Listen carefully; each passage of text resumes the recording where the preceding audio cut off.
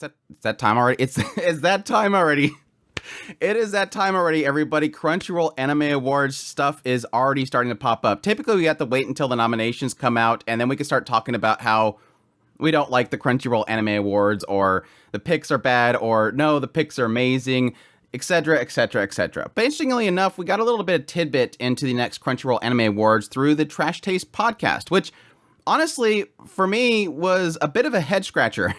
As somebody that has judged for the Anime Awards for several years, until last year they decided to kick me off for Japan's favorite Vice. Before they kicked me off, they had pretty much a system of NDAs and things that you couldn't talk about, and yet here we have Shibuya Kaho, and she is talking a lot about the Crunchyroll Anime Awards. So I'm hoping she got an okay beforehand, or maybe they'll just kind of let it allow it, because obviously Trash Taste Podcast is huge. And what better way of advertising your awards than through Trash Taste? But no, we got like a brief 2.5 minutes of discussion about the Crunchyroll Anime Awards before, as per usual, they start talking about something not anime related. And I was quite intrigued by a couple things they brought up. I mean, honestly, most of the stuff they talked about is literally everything that I had divulged last year after I found out that I wasn't in the Anime Awards itself. Is like, yes, finally, I'm free of NDAs. I can talk about everything because they no longer want me. Burn the bridges, right? But no, this was a very interesting conversation, and I kind of want to dive through each different point, so let's dive through what they discussed. But no, Shibuya Kaho mentioned the fact that she has just finished her first phase of voting for the Crunchyroll Anime Awards. Now, I'm not quite sure exactly where she's talking about they're currently at, because typically with the judging system for the nominations, it's like a 3-step process, or actually it's actually a 2-step process. The first is where you're going to list everything that you want to be nominated. And then after that, they'll pretty much combine everything into a voting system. So if she's in the first phase, she has just submitted what she believes should be in it, and she hasn't seen what other people have. But the first comment that she makes is quite interesting, in the idea that she's mentioning that the voting system itself changes every year. And when I heard that, I immediately thought, no, it hasn't. That's one of my, if you guys look back at my old videos, one of my biggest criticism has always been that they never changed their voting system. I think they had a point in which Miles was involved, that they did a lot of changes that I thought was really good. But there was one significant change that they never made that really frustrated me, and that's the fact that they have essentially a point system. You're given a set amount of points, and you distribute that however you see fit. And the problem that creates is that everybody just picks one show and they throw all their points on it to make sure that it gets out there, which is counter to what she mentions later on in this interview, in the idea that she, like me, wanted to nominate a lot of things. She wants to create a variety, so she picks a lot of things. And that, of course, gets in the conversation about the fact that it doesn't mean anything because everybody's going to pick Jujutsu Kaisen or whatever the big shonen shows, but it's never changed. The only thing that they changed, and that was last year, the first time I wasn't involved, is that they disincluded fall. That's the only thing they've really changed, which Joey mentions here is the idea that they changed that. They removed fall because they didn't want recency bias. And it's like, yeah, but that creates recency bias for summer. Like that's not a good argument. But yes, they're obviously joking about the fact that, similar to a few years back, it's like suddenly we're all voting and nominating for Jujutsu Kaisen that only had one episode out. Like even Kaho mentions that. I was involved with that as well. Like suddenly we get the first list of, hey, here's what you guys nominated. Now vote for what stays in the list. And it was like, but Jujutsu Kaisen only has one episode. Why are we voting to have Anime of the Year be a show that's only had one episode? It was a broken system. My argument has always been, just wait to nominate and everything in January. Just push off the awards for another 3 months if you need to get licenses and stuff like that. It just never made any sense. That was the only change they've ever made, and everything else has pretty much been the same, so I'm not sure exactly what she's talking about here. And that's when we get into some shade being thrown around. Connor pretty much says exactly what everybody's thinking. Fans shouldn't vote.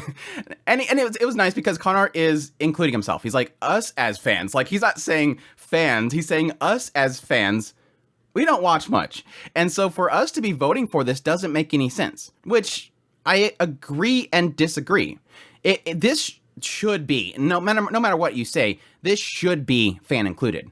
That's the only way this is going to be successful. Nobody cares about watching a Crunchyroll Anime Awards if it's just, hey, our judges picked this stuff. Do you agree? I can see both sides of this whole argument. I can see that Crunchyroll Anime Awards needs to be fan-based. Now, there's a longer discussion, which we'll get into in a minute here, about why this is the case, but at its core, yes, Crunchyroll Anime Awards should be the fans. Now, I would argue, I would appreciate the idea of doing a split. Here is the judges' picks, and here is the fan picks. Do that. Have your nominations happen over here, but at the same time the nominations are happening, you're technically voting on which ones you want as a judge to be the winners. That way, when you do get around to saying, okay, here's what won, you can throw up there, this is the judges' picks. This is what the judges chose. Then that can get to the idea of, yes, your judges, which I hope your judges are watching more than one show. Again, I go back to my joke and the idea that, yes, we had a while back a judge that openly admitted on a podcast that I don't watch anything. I watch maybe one show a year, but I have my finger on the pulse. So I'm okay to be on here. Yes, a lot of judges don't watch much. That was a lot of my frustrations. I'm basically picking nominations, and I'm trying to, like Kaho does, trying to pick multiple things, and yet over here, this guy's literally just picking whatever his I guess his listeners are choosing. It makes that frustration there. Even Joey mentions the idea on the Trash Taste that, yes, judges are looking with a critical lens, hopefully, hopefully, whereas your standard Jujutsu Kaisen fan is just picking it because they enjoy it, which is not bad for the Jujutsu Kaisen fan. Yes, that's what they love. Obviously, they're going to pick it. They're not going to go to the anime of the year and go, there's Jujutsu Kaisen, yes, my show is on there, and then look at the rest and go, well, I guess I'm going to have to watch these other shows because I got to make sure that they're not better than my favorite show. No, they're just going to go click, okay, move on. That's the mindset. And that's fine. If anything else in the list, they're going to go, I don't care about these shows. Why would I want to go out of my way to watch these, spend 300 minutes on each one of these shows at least to see if it's going to beat my favorite show that I watch every single week because I love it. It's inherently broken. No matter how you look at it, the Crunchyroll Anime Awards is going to be broken. And again, it's not a bad thing. I would think that you should probably split it up. Those that actually watch multiple things, the judges, hopefully, and the fans, who are just going to pick what's the most popular show ever. But then Conart drops the big one. Again, this is something that I brought up in my videos several times, especially after I got the opening, the okay that I'm not going to judge again. Pretty much was very open about it, and it got worse last year. Conart says that obviously why they do this, the reason why this whole thing exists, why fans are involved, is because they want social media engagement. They want clicks. They want to get the fans involved. But again, it goes back to that major thing. They want to get the clicks. And that's what my big argument was last year. Like last year's Crunchyroll Anime Awards, I was like, it's done. There's no point to the system anymore. It's not even fan related anymore. We went from, okay, there's a weight system, judges get partial weight, the fans get partial weight, and we'll see what come out on top. And yes, typically it's going to be mostly just fan pushed. But there was a judge push to it. There was still the judges, which again, you assume is going to be watching a lot of shows, is going to have more weight. And now we're going into the realm of not that fans have more power, it's that it goes to groups of people. Individuals that want to make sure their show wins. The fan vote gets diluted by the fact they want to get social media engagement. Crunchyroll allowed people to vote daily, and they started doing Twitter hashtag votes. They were literally just whatever way you can vote, keep voting, keep voting, keep voting, keep retweeting us. It turned from Billy getting one vote for the show that he likes to Todd retweeting and voting daily to get 500 votes. That's not a fan vote. That is social media marketing. It went from the voice of the fans to the voice of marketing.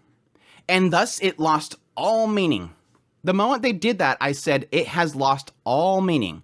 There's no point to any of this. And let's be honest, there's people in marketing or whatever at Crunchyroll going, it doesn't matter anyways, so we might as well get a lot of, let's get trending every single day. I hope somebody at marketing last year got a massive pay raise because they did an amazing job from a marketing standpoint in getting Crunchyroll out there, but they destroyed the voting system. They destroyed any semblance of a fan vote. Yeah, I'm getting on that whole thing. I need to move on.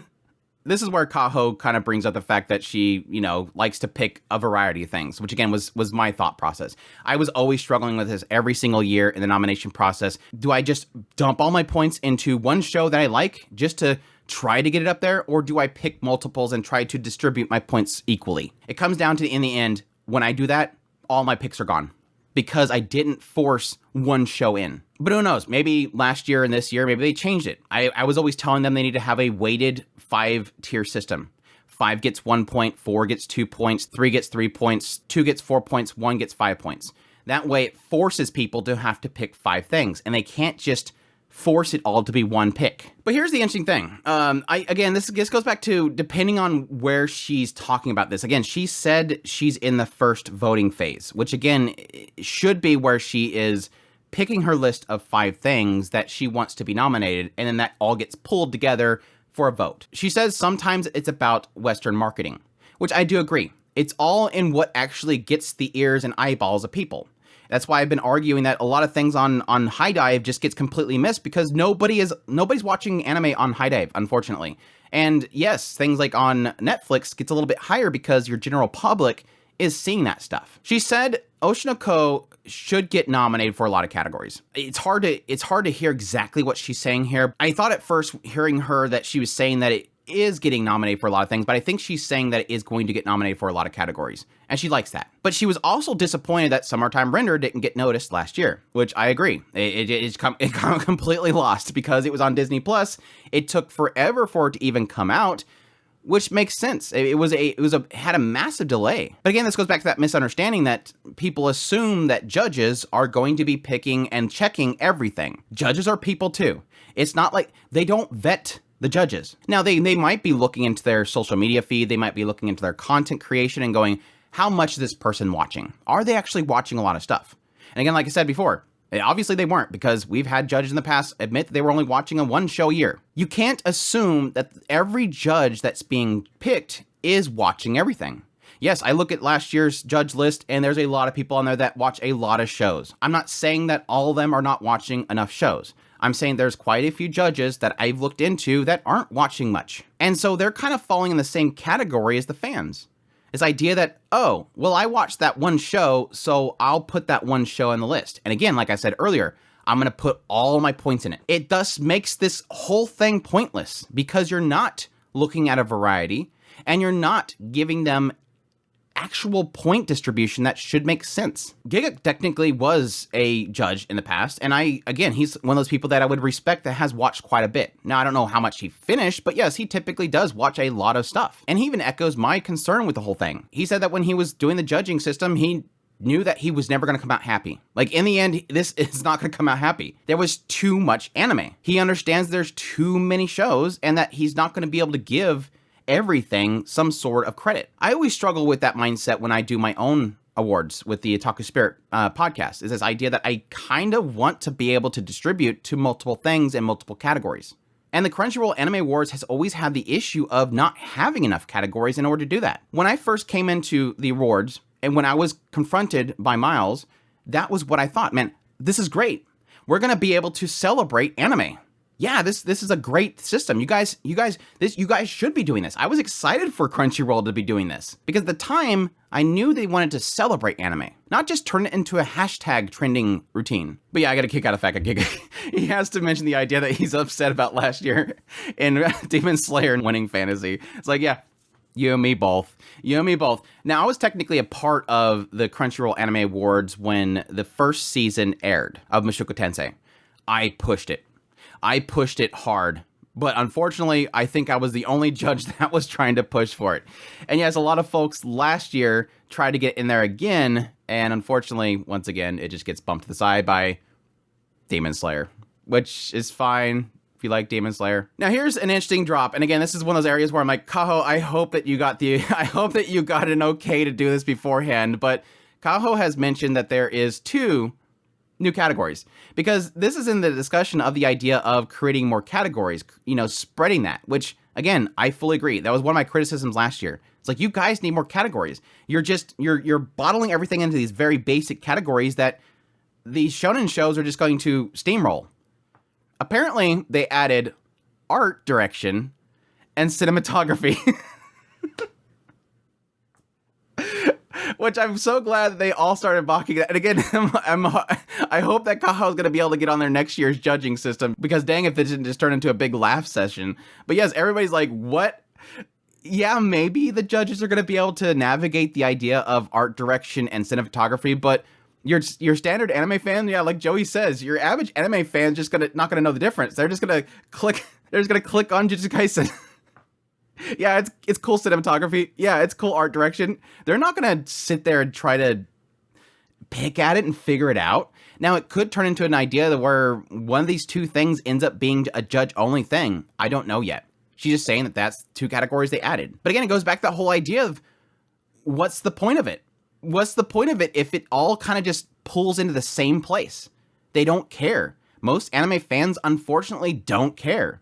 It's just 2 more awards for Jujutsu Kaisen, which I agree. In the end of the day, it's just going to end up in the popular vote. And again, more so now than ever, if they do the same thing they did last year, it's going to turn into who is going to spend the time to vote every single day? Who is going to hashtag Crunchyroll every single day? Which fan base is going to turn into the cog of advertising Crunchyroll Anime Awards? Giguk is right. There is a problem with the gap between the shonens and everything else, which makes sense. Shonen has a broad appeal. It's easily accessible. A random slice of life like Yuzuki Family is not accessible. Nobody's going to watch it. And even if Yuzuki Family is a better show than Jujutsu Kaisen, it will never garner the popularity of Jujutsu Kaisen, because that's the show that people want to watch. That's the show that people enjoy. So how do you navigate which one of these two shows is actually doing the best in its category when, in the end of the day, 99.9% of people that are voting only watched this? Like Giguk says, the popularity gap is insane. And it's never going to work. Anyhow, that's pretty much what they talked about. So like I said, very interesting that Kaho was able to discuss all this kind of stuff. I'm assuming that she might be trying to nominate Oshinoko, which is great. I think it deserves it. Really fantastic. At the same time, adding 2 categories that are just going to get filled with Jujutsu Kaisen. Let's be honest. We all know it's going to go that direction. There's some cases where the judge vote, I think, does push it. I do want to make that perfectly clear. I think that was a big reason why something like Cyberpunk, that was my prediction last year. I was like, I think the judge vote is going to push Cyberpunk to win. And sure enough, it did. I think that was something that the judges pushed. My big hopes for this year, because like I've said before, I have criticisms for the awards, but I want it to be successful. That's why I became a part of it to begin with. I wanted the Crunchyroll Anime Awards to be a celebration of the anime that we watch.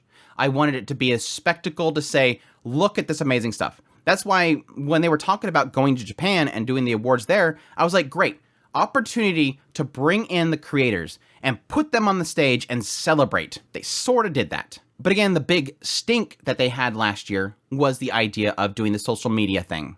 This idea of multiple votes per day. This idea of spread the word to your friends and get them to vote every single day, get them to advertise us basically, get us trending, and just throwing away the purpose of the vote itself, making individual voters insignificant. Your vote didn't count last year, and that's a sad thing. Hopefully, they'll get rid of that whole thing. I highly doubt it, because it was extremely successful. I have no doubt, mark my words, they're going to do the hashtag and the vote daily thing again. Because again, marketing people sometimes get full control of things, and they got full control of this, and they give rat's butts about people's vote. But again, that all comes down to pretty much what's going to be the first comment on this video is who actually cares about the Crunchyroll Anime Awards? Who even thinks that it's worth a damn anymore? I want it to be worth a damn. I want it to be successful. I truly do. But anyhow, interesting video. I had a lot of fun watching it, and again, immediately was like, what? She's talking about this? I hope you guys enjoyed this video. As always, if you did, make sure that like button down below, comment. Let me know what you think. You think this next year is going to be nothing but Bocchi and Rock? I'm going to be very curious to see if Bocchi the Rock actually gets remembered. Because that got kicked off of last year's, and this is its chance now, and maybe people have forgotten about it at this point. That first season of a year span is always the most difficult one for people to remember. So we'll see. If you like this content and you want to support it more, I have a Patreon link, tips link, super thanks, membership button down below if you want to support this content, because I got blacklisted by Crunchyroll, I think, at this point. Y'all take care.